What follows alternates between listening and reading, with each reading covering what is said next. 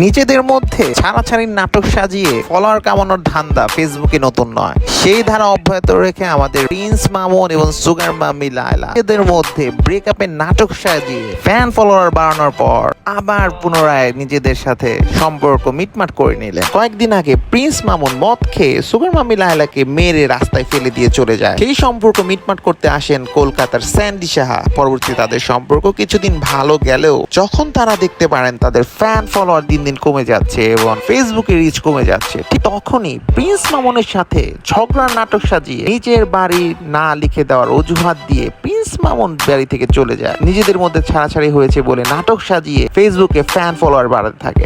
আর সেই টার্গেট পূরণ হওয়ার পরই প্রিন্স মামুনের সাথে সুগার মাম্মি লায়লা পরক্ষণে মিলে যায়। আসলে ফেসবুকে নিজেদের মধ্যে ঝগড়াঝাটি করে ফ্যান ফলোয়ার বাড়িয়ে টাকা ইনকাম করার ধান্দা নতুন নয়। সেই ধারায় অব্যাহত রেখেছে আমাদের প্রিন্স মামুন এবং সুগার মাম্মি লায়লা।